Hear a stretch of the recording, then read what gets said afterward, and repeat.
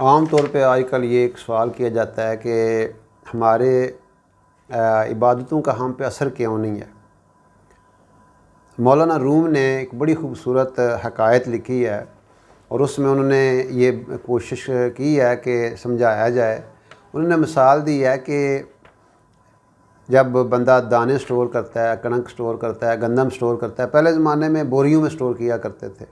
اور گودام ہوتے تھے، کمرہ ہوتا تھا، اس میں وہ ڈالتے تھے یا بوریوں میں بند کر کے رکھ دیتے تھے۔ لیکن ساتھ یہ بھی خیال کرتے تھے کہ کہیں چوہے وغیرہ نہ آ کے اس کو کھانا نہ شروع کر دیں اور وہ سارا جو ہمارا سرمایہ ہے وہ ضائع نہ ہو جائے۔ تو یہ ابھی تو پڑولا سسٹم آ گیا، پڑولوں میں لوگ دانے رکھتے ہیں، وہ ذرا زیادہ محفوظ ہو جاتے ہیں۔ لیکن اس زمانے میں ظاہر ہے وہ یہ فیسلٹی نہیں تھی تو بوریوں میں لوگ اس کو رکھتے تھے، لیکن پھر اس کے ساتھ اس کو پوری کوشش کرتے تھے کہ اس کو بچایا۔ جیسے آج کل پڑولے میں بھی ہم گولیاں رکھ دیتے ہیں کہ کوئی کیڑے وغیرہ نہ پیدا ہو جائیں جو ان کو نقصان دانوں کا نقصان کر دیں۔ تو وہ مولانا فرماتے ہیں کہ ایک بندہ 40 سال تک عبادت کرتا ہے، 50 سال تک عبادت کرتا ہے، 60 سال تک نمازیں پڑھ رہا ہے، قرآن پڑھ رہا ہے، ذکر کر رہا ہے، لوگوں کو دین کی باتیں بتا رہا ہے اور وہ حج پہ حج، عمرے پہ عمرے کر رہا ہے، لیکن اس کی ظاہری زندگی میں وہ جو نماز کا اثر ہے یا روزے کا اثر ہے یا حج عمرے کا اثر ہے یا اور تبلیغ کا دعوت کا اثر ہے وہ اس کی زندگی میں نظر نہیں آتا۔ وہ اسی طرح بد دیانتی بھی کر رہا ہے اور جھوٹ بھی بول رہا ہے، خیانت بھی کر رہا ہے، اس کے اندر سے بھی منصب کا جذبہ اور بڑائی کا جذبہ اور تکبر اور خود غرضی اور نفسانیت اور شہوانیت، یہ سارے جذبے اسی طرح ہی جوان ہیں۔ تو اس کا مطلب یہ ہے کہ اس نے وہ جو عبادت کی بوریاں اکٹھی کی ہوئی ہیں اور اس نے اس کو وہ جو نفس کا چوہا ہے جو اس عبادت کی بوریوں کو وہ نقصان پہنچا رہا ہے، اس کو کھاتا جا رہا ہے، اسی وجہ سے اس کے اوپر اس کی عبادت کے اثرات ظاہر نہیں ہو رہے۔ تو جس طرح وہ اپنی گندم کو چوہوں سے بچانے کی کوشش کرتا ہے، اب اگر وہ اپنے ان اعمال کو اپنے اندر لانے کی کوشش کرتا اور ان کو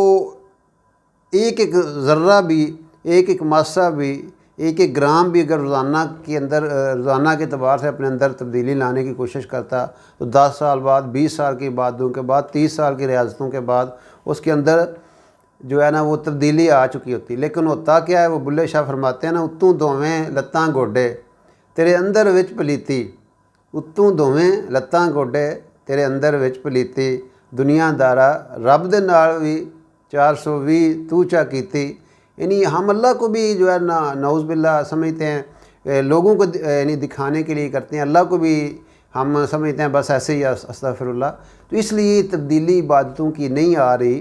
کہ وہ جو نفس کا چوہا ہے، جو ہمارا سرمایہ ہے، جو اتنی محنت سے انسان نمازیں پڑھ رہا ہے، قرآن پڑھ رہا ہے، ذکر کر رہا ہے، تلاوتیں کر رہا ہے، روزوں کی مشقت، لیکن اپنے اندر وہ تبدیلی پیدا نہیں کر رہا، جس کی وجہ سے وہ بجائے فائدہ ہونے کے وہ اپنا نقصان کر رہا ہے۔ تو اس لیے مولانا فرماتے ہیں کہ وہ اندر کے چوہے کی جو ہے نا اس سے بھی حفاظت کریں۔ یہ نہ ہو کہ ساری عمر جو ہے نا وہ عبادتیں کر کے اینڈ پہ وہ نتیجہ جب نکلے تو وہ نتیجہ بجائے پاس ہونے کے الٹا وہ فیل ہو جائے۔ اس لیے اندر کی جو خباستیں ہیں، اندر کی جو، اس لیے فرمایا کہ اللہ کے رسول صلی اللہ علیہ وسلم نے فرمایا کہ اے اللہ تو میرے جو ہے نا وہ باطن کو بھی صاف کر دے۔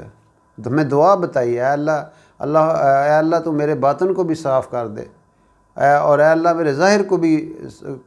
جو ہے نا وہ پاک کر دے۔ ظاہر کو بھی سنوارنا ضروری ہے، باطن کو بھی سنوارنا ضروری ہے، لیکن یہ ایک پکی بات ہے کہ پہلے ظاہر بنتا ہے پھر باطن بنتا ہے، پہلے ایک ڈھانچہ بنتا ہے پھر اندر پلستر ہوتا ہے، رنگ روغن ہوتا ہے، وہ ساری بعد کی چیزیں ہیں۔ لیکن یہ ہے کہ وہ جو نقصان پہنچانے والی چیزیں ہیں، جیسے ہم فصل لگاتے ہیں، باڑ لگاتے ہیں، اس کی حفاظت کا نظام کرتے ہیں، گھر بناتے ہیں، دیوار باہر بناتے ہیں، گیٹ لگاتے ہیں تاکہ ایسی چیزیں نہ آ جائیں جو ہمارے گھر کو نقصان پہنچائیں، ہماری فصل کو نقصان پہنچائیں۔ ایسی اگر ہم اعمال کر رہے ہیں تو ان اعمال کا ہماری زندگی پہ اثر بھی ہو،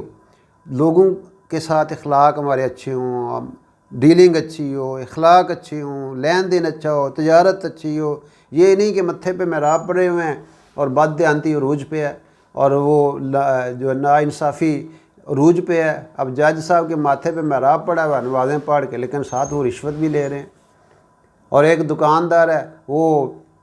نمازیں بھی ساتھ پڑھ رہا ہے اور ساتھ کام بھی تول رہا ہے. تو یہ ساری چیزیں عبادت کا اصل مقصود جو ہے وہ نہیں انسان کو حاصل ہوتا ہے. اس لیے ان جو غیر ضروری چیزیں ہیں ان سے اپنے آپ کو، جیسے زمیندار فصل کے اندر سے وہ جڑی بوٹیوں کو ختم کرتا ہے، ایسی چیزیں ختم کرتا ہے جو فصل کو نقصان پہنچاتی ہے، ایسے ہی یہ ساتھ ساتھ انسان کو یہ بھی کوشش کرنی چاہیے کہ میری زندگی پر عبادت کا اثر ظاہر ہو جائے، تاکہ لوگ اس کو دیکھ کے جو ہے نا وہ متاثر ہوں اور ان کی زندگی کا رخ بدل جائے.